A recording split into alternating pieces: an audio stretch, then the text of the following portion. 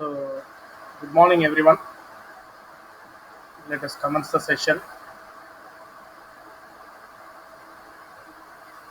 Is it visible clearly for everyone? Yes, sir. Okay, so let us recollect the previous session's content through a simple questionnaire. I am expecting every student to respond in the Google chat. This is your first question. You have to type either A or B or C or D in the chat. Google Meet chat. Which of the following is not OOPS concept in Java?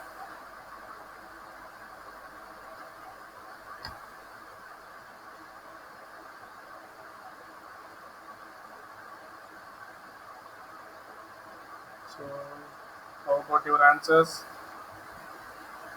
See, Meet chat is empty. Respond with the correct option. Just type A or B or C or D.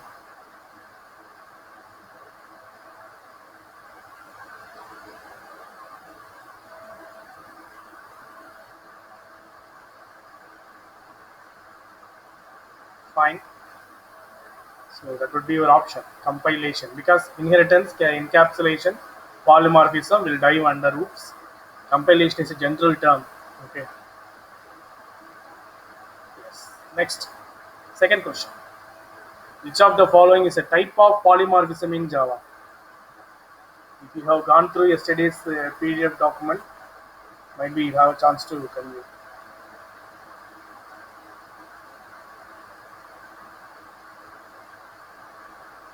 Self-learning will breed you a lot, actually. So what would be the option for question number 2?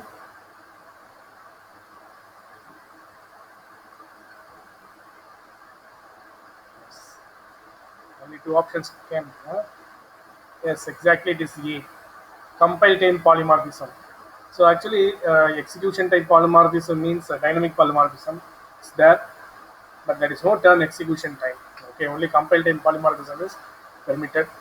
Multiple and multi-level are the terms which are related to inheritance, not related to polymorphism. Question number 3. When does method overloading is determined? It is a concept from polymorphism only again. These things have not been given as input for you, but try to go for a guess because these are all the questions have been fetched from the campus papers.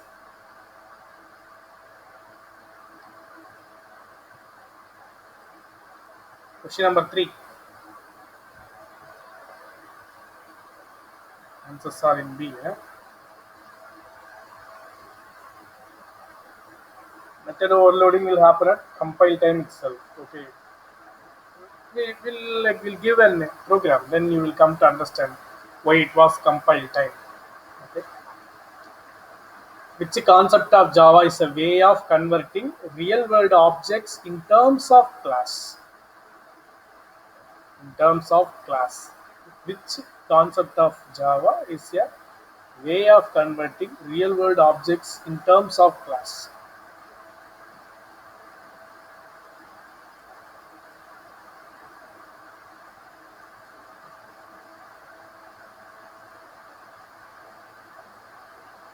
Jai Ganesh is very active. C. Absolutely, it is C. Abstraction. Okay. Abstraction. Example is lift. Lift is a real-world object. The mechanism of lift is hidden. Okay. How the lift is working, how it is moving from one floor to other floor. Mechanism is completely hidden, but we know the process. We know the way how to give input, how to get the output. That's all. Process is entirely hidden. That's what abstraction. Which concept of Java is achieved by combining methods and attribute into class?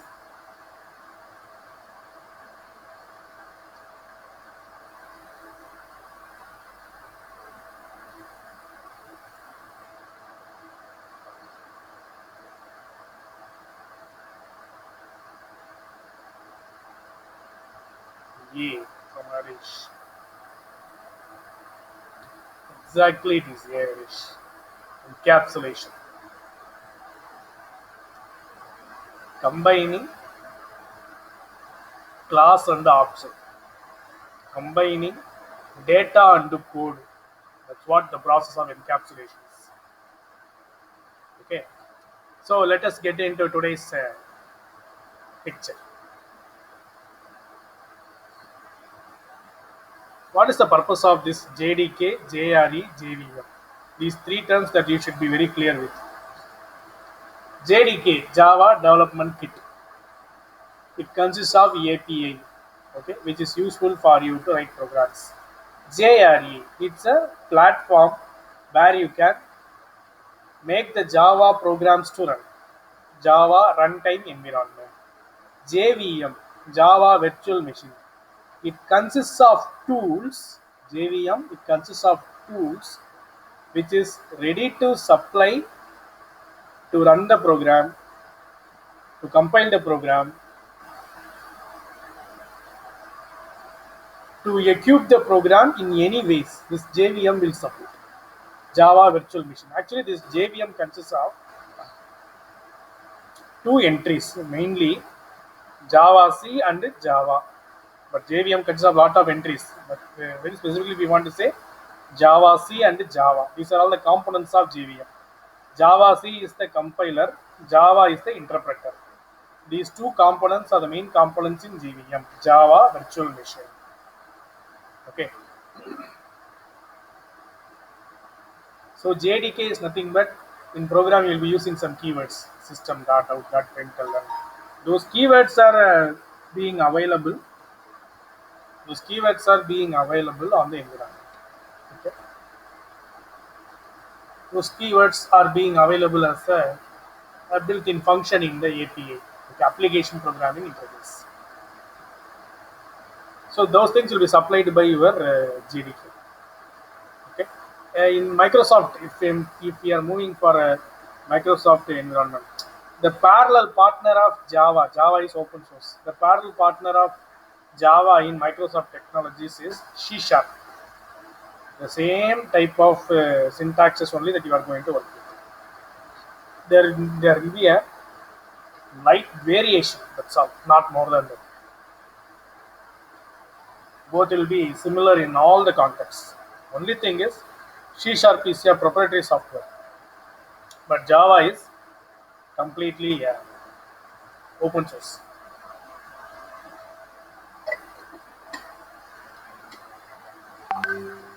So this is the JVM architecture. The internal architecture of JVM will be like this. It consists of a class loader. It consists of a place. It will keep the class area. Heap. What is a heap? Heap is a data structure. It is the free data area in the memory. The variables, function names, right? The variables that what I am using in the program will be available over there. Heap. Stack. Stack is a data structure again. In stack, they will keep the function name because it will be invoked by the main method. Main itself a function. Okay. PC register, program counter. It stores the address of the next instruction to be executed. That's what PC. Program counter. Native method stack. Native method stack will ready to hold the platform related instructions. For example, your laptop consists of Ryzen CPU. Your friend's laptop consists of Intel CPU. Okay.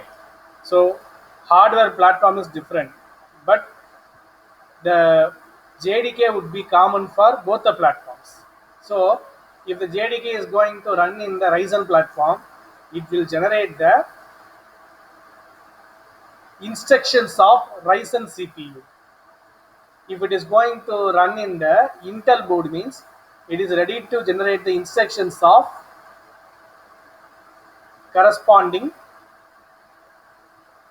Pentium instructions, nothing but or i5 or i3 instructions. Okay, you will learn about instructions in your microprocessor paper in depth, right? It would be the machine language, assembly language. So execution engine and a native method interface. Native method interface will, while we are going to run the program, you will come to a conclusion why it has been like that. Okay, so this is what your JVM architecture is. So how to write a basic Java program? You have to use a editor. You have to write a program. Save the program as file name.java. Normally, what my suggestion is, you will be using a class name. Use the class name as a file name. That is my suggestion. So class name.java. So what you have to do, you have to compile the program. This is the way of executing Java program. Java C space file name.java. If you are going to execute in any local IDE, these steps are not necessary, or any online IDE, these steps are not necessary. You can install JDK in your machine separately by setting path and prompt that you could able to run locally on the machine also. That is also applicable, right? All those things is necessary, but as a basic one that you try to understand, right? Because all these steps will be hidden when you are going to work with the integrated development environment. That's what I do. So Java runtime. So how to? So once you are going to run the program, it will generate a class file. Okay. So Java C file name.java. If you press enter, now you will have two files. For example, file name is first. Okay. So before executing Java C, you have only first.java. Once if you executed Java C space first.java, if we execute, if you have any errors, it will be displayed there. If not, it would generate first.class. Okay, first.class. First.class is the class name. Okay, this class files are first.class. It's a class file. These class files are platform independent. This is the feature of Java. If you roll back yesterday's PPT, you will come to know about that. These class files are independent. They will run on Ryzen platform. They will run on Intel platform. They will run on Windows. They will run on Mac OS. They will run on Ubuntu, whatever may be the platform, right? So by giving Java class name, automatically the output will come. Okay, so that's the idea. Again, it has been given using the JVM, right? The same idea. So I'm running abc.java. After compilation, if there is no error, it will generate abc.class. Okay, so when it is going to be work with the JVM, it will ready to interpret depending upon the OS and hardware. It will generate my corresponding machine language, right? So that is the reason why Java programs will run in any environment. That's what it is called as WORA, WORA, write once, run anywhere. That is the concept of Java. Okay, so this one that you must know, because we people are what do you call, apps savvy nowadays. So the extensive learning of Java would be like this. So the Java file will be available in terms of dot class. Okay, so the dot class will be converted into the DEX, the recompilation of the code. So that will be ready to generated by an Android app. Okay, so please understand this Android compilation process also, because uh, uh, the idea here is class files are not only compatible for desktops and laptops, any devices. That is the reason why Java have occupied most of the appliances. Okay, the basic example is our Android, Android devices. So still the in-depth level of explanation here. So in the editor, the program is available in the disk, hard disk. See, computer science students, that you should be very clear on this. That's what the single topic I'm taking this much lengthy. Program is available in the hard disk. Compiler is also available in the hard disk. Okay, while the compiler is compiling the program, phase 3. Okay, what will happen? From the after compilation, the class file will be generated. The class file will be stored in the RAM. Okay, so bytecode will be generated for that. It will be verified. JVM will be loaded in the RAM. Okay, so that will execute. That is the case. So to compare .NET with Java, here I have shown. So there your header file will, there your Extension will be .cs, here .java. There you have C# compiler, here you are having Java compiler. There the output file will be a exe file or DLL file. Here you are having a class file. There I need common language runtime, CLR. Okay, here we need JVM. Both of them will generate assembly code only. Using the assembler, I will get the machine code, which is native to the corresponding platform. Okay, it's a comparison of C# with Java. So these things are already that you people are very familiar and common to work with. So naming rules for the variables, especially with respect to Java. Java is case sensitive. Please remember that. Okay. So variable name, you can have any letters or digits. Even you can start a variable with a underscore or a dollar symbol. You are permitted. So name should start with a alpha symbol, but you can procedural ways, which one can start with an alphabet. So the following characters can be used in the variable. It's dollar under underscore. White space characters and other special characters are not allowed in the variable. Okay, what's the purpose of variable actually? Variable is an entity which is ready to hold the value that might change during the program execution. So variable name should not be a keyword. For example, int. Int is a data type which is ready to refer an integer. I should not use any reserved keyword as a variable. That's what they want to convey. So here you have some like these are all useful for your MCQs also. So speed is a valid variable name. I can start with a underscore, but it is bad. They don't say it is wrong, it's bad. Because it's not the professional way of writing application programming. Dollar, when you can start. So speed 1, it's after any that 1 had come. If you check here speed, there is a space. SPE space ED. So if space had encountered, then it's not a variable. Other special characters have come. Again, it is an invalid variable. Okay. So there are 3 types of variables are available. One is local variable, next instance variable, next static variable. We will see in a colloquial way while you are going to run with the program. Okay. So you can understand the theory here, but while running the program only you will come to see the clear picture of this. Okay. So instance variable, that is purely related with your class. Okay.